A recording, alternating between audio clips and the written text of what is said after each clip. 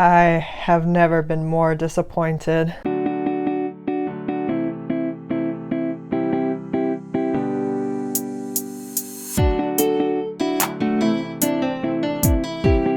Disenchanted is 10 years into the future. Patrick Dempsey's daughter, now Giselle's stepdaughter, is a teenager. Giselle is unhappy with her life in New York and is yearning for her fairy tale life again. So she picks up Patrick Dempsey and the stepdaughter and moves them out into the suburbs. While there, she realizes that life in the suburbs is not as idyllic as she wanted. The town is seemingly ruled by a mean mom played by Maya Rudolph. Some people from Andalusia come through and give Giselle and her new biological daughter a magic wand and tells them that only a true daughter of Andalusia can wield this wand. This makes the stepdaughter feel snubbed. She says something like, well, the fake daughter of Andalusia is going to go do her homework. The stepdaughter is unhappy with being brought to this suburb. A fight happens between her, Giselle, and the father, Patrick Dempsey. After this fight, Giselle wishes, with using the magic wand, that her life was a fairy tale. And the next morning, realizes her wish has come true. Her stepdaughter comes down the stairs in a very Cinderella-esque maid outfit and is like, I cannot wait to do the chore. A very stark contrast to how she was acting beforehand. Giselle is over the moon to realize that she had gotten her wish. They go into the town and they meet the evil queen played by mean mom, Maya Rudolph. And there is a moment when a clock tolls, her eyes kind of flash and she has a different mannerisms, and then it's gone as quickly as it came. They introduce the idea that there is going to be a ball in the movie. Her wish came true, but along with that came all the fairy tale tropes with it. And her being a stepmother, she is turning evil, as all stepmothers are. She thinks that she needs to regain her memories so that she can undo the wish that she made. Pushes her stepdaughter down a well to where Andalusia, the animated world, is, so the stepdaughter can find a memory tree, comes back to the ball where Giselle is trying to usurp the queen, tries to revive her memories. That goes well. It ends up being the stepdaughter that has to use the wishing wand to undo the spell. They all live happily ever after. The problem with Disenchanted is that I don't know what the point of a lot of things that happened were. I don't really like the whole premise of the movie, and the reason for that is because at the end of Enchanted, Giselle is not naive to what life in New York brings. But in the beginning of Disenchanted, she's talking so much about how she misses Andalusia so much. She wants her life to be a fairy tale. And I understand it's normal to be homesick, but it's to like the nth degree. Everything is back in Andalusia. When I was in Andalusia, we Andalusians do XYZ. In fact, it seems like she's regressed since the end of the movie to now. Picking up her family and moving to the suburbs, a choice that it seems like neither her husband nor her stepdaughter want just because she's homesick. It seems a little selfish to me. Also, on the note of homesickness, she can go back to Andalusia at any point. There is a portal to Andalusia that she can go in and visit and be in anytime she wants to. She just actively chooses not to. The whole premise of her going somewhere else to try to mimic the life that she had in Andalusia, when it doesn't seem like it's going to make her family as a whole happy, just herself. She still wants her husband, she still wants her stepdaughter, she still wants to live in like the real world, but she just wants it to be a fairy tale, which is not how she was in Enchanted. The whole reason why Patrick Dempsey and her have a biological daughter is so that they can make the whole jab at like, only a true daughter of Andalusia can wield this wand, and the stepdaughter can feel hurt by that, rightly so. But the baby is never in the movie. I don't like how stepmothers in general are treated through this entire movie. And this was not a problem in the first Enchanted. In the original Enchanted, there's actually a scene when Amy Adams is talking to the daughter and she says, "Are you excited for Idina Menzel, Elsa, to be your mom?" And the daughter says, "Well, she's gonna be my stepmom." Giselle says, "Oh, Lots of stepmothers are very lovely, and she's very positive about it. She does not believe that all stepmothers are evil. In this movie, she does. She thinks that being called stepmother is an insult. She also turns evil because she is a stepmother in a fairy tale world now. Her personality changes entirely only because she is a stepmother. And I think that's such a weird choice to make, because in the modern day, when there are more stepmothers and stepfathers, more non-traditional families than ever before, it seems weird to harken back to the whole like stepmothers are bad, step-parents aren't real parents kind of thing. When the stepdaughter gets pushed into the well and she gets to Arendelle, I'm not saying that it's the animator's fault at all. I'm sure they were on a very tight budget and didn't have enough time to give it the love that it deserved. But the animation in Arendelle is very bad. It's almost Hunchback of Notre Dame 2 levels of bad, and it was not that way in Enchanted. All of the music in Disenchanted is forgettable for the most part. There are 2 songs that I enjoyed from Disenchanted.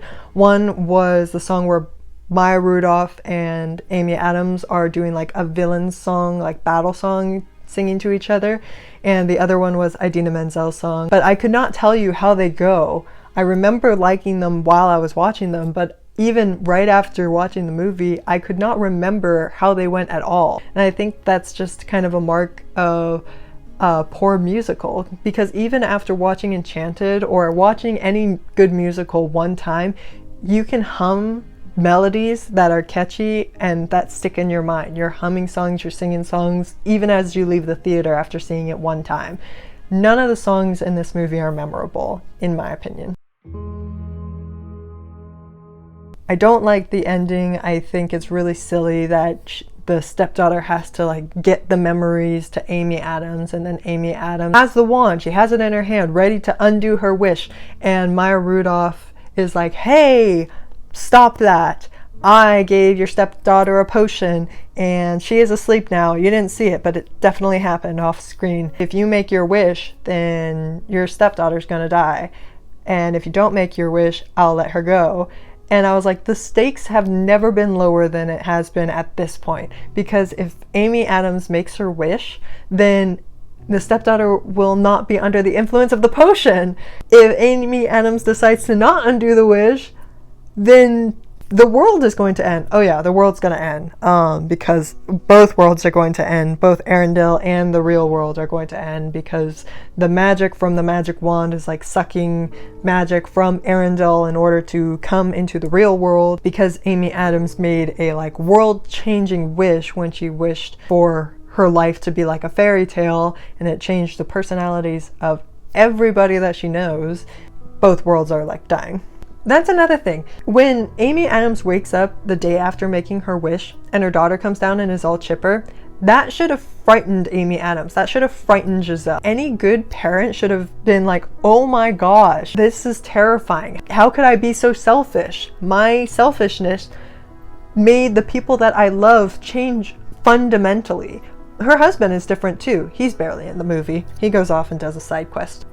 But that should have been the moment that she realizes like, oh, I messed up. This is terrible. I need to reverse my wish. But no, she's happy. Giselle as a whole is so much more unlikable in this movie, not only because she is selfish, but because the framing of the movie makes you feel embarrassed for her. In Enchanted, she was like a fish out of water singing, and you're not supposed to sing in normal circumstances, and it's seen as odd. She is never the butt of the joke when she's singing. The love interest thinks she's odd, but he never makes her feel bad about it. In Disenchanted, more often than not, people are embarrassed when she sings.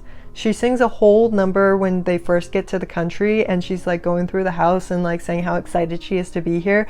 And both the husband and stepdaughter and all the workers that are at the house act like they're embarrassed of her. And so then you as the audience feel awkward watching this happen because you feel bad for her. And then every time she sings to the stepdaughter acts like she's embarrassed. I don't think she should be singing much anymore anyways, because that was something that she was kind of working out of her system. Even by the end of Enchanted, she knew that that wasn't really socially acceptable as much in this world anymore. At the end of the movie, when the world is ending, the wand is broken because Giselle's stupid. Giselle turns to her stepdaughter and is like, you need to make the wish because I'm dying now. I don't know why. You need to make wish with this broken wand, please. And the stepdaughter says, I can't. I'm not a true Andalasian. And Amy Adams says, yes, you are. You always have been. And it's like, bringing it around from that insulting part at the beginning of the movie. Okay. And so she does with the broken wand, and the wand mends itself, which makes you wonder why it was even broken to begin with. And so then the wish is undone, and there's 18 minutes left in this movie. They did a bake sale. There was a part that I thought was kind of funny where Patrick Dempsey and Giselle kissed, and she's like, are you okay? And he's like, yes, I wouldn't wish for anything else. And I was like, she would.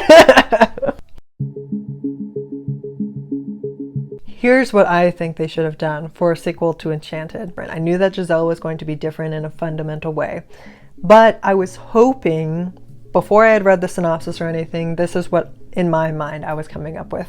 I was hoping that Disenchanted would be kind of a flip on the story of Enchanted, where in Enchanted, Giselle was the optimistic, happy one, and the love interest was the more realistic, cynical person. I think in Disenchanted, the role should have been reversed. Giselle is now cynical and serious, and her husband is the one that's trying to remind her of the whimsy and fun in fairy tales and the importance of love. At the end of Enchanted, Giselle had a dress business. I think that her dress business closed during a recession or something like that. She had to take a job that she didn't really like, that she worked long hours at. It took her away from the family more, and she became more and more cynical and more hardened as they got older. And so by the time we meet up with her again, she's a much more serious, less happy person. I don't think Disenchanted should have had as many songs as the original Enchanted did. I think that there should have been 2 songs. The first song I think should have been I've been dreaming of a true love's kiss song that she sings in the first movie.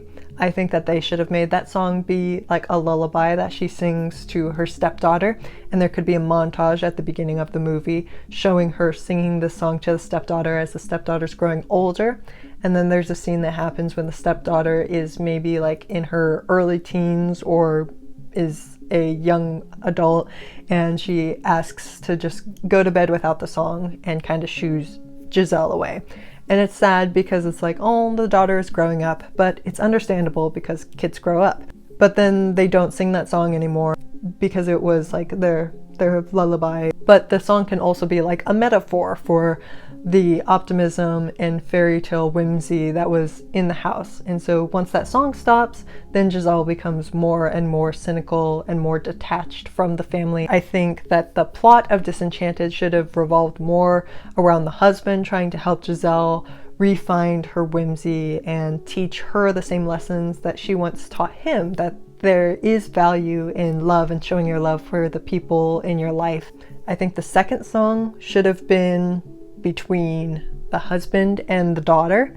I think they should have teamed up and devised a plan to try to help Giselle like get back to her roots, and they would have made cupcakes. They would have put up the curtains that she like cut her dress patterns out of, and they would have like dressed up maybe in the same clothes that he wore to the ball where he looked like the prince, and maybe she would be in like a princess gown or something like that, and they would be waiting for Giselle to come home from work.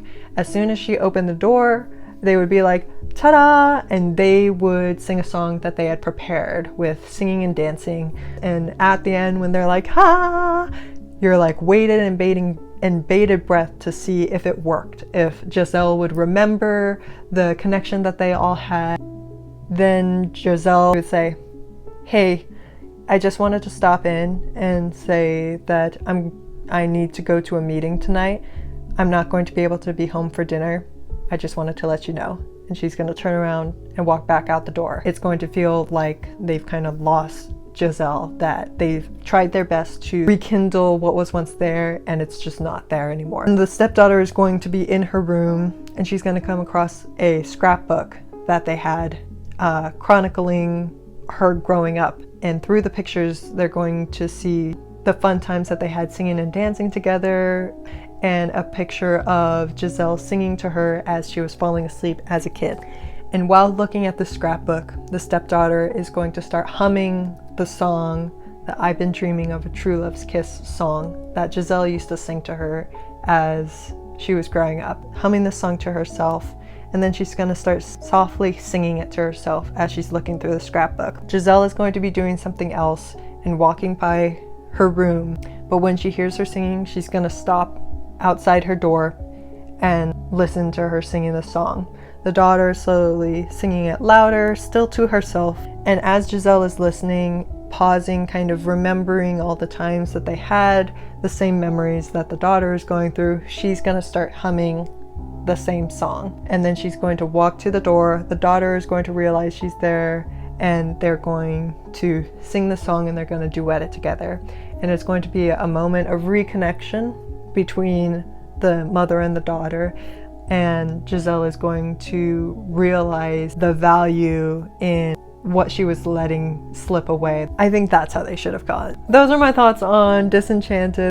The soap I made inspired by Disenchanted had a swirl of pink and blue to represent Giselle in like her innocent form, and then a swirl of black and red to represent her evil form as the evil stepmother. And it's scented with the scent called Sugar and Spice, which I thought was a really good scent to convey the differences between her sweet form and her evil form. Let me know what you think of the movie. Have you seen it? Are you going to see it after this? Did you like it? What did you think I got wrong about the movie? I would love to hear your thoughts on all of it, so make sure you leave it in the comments below. I'm gonna hopefully try to make more movie reviews, so if you guys are interested in that, make sure to subscribe. Have a great time. Bye.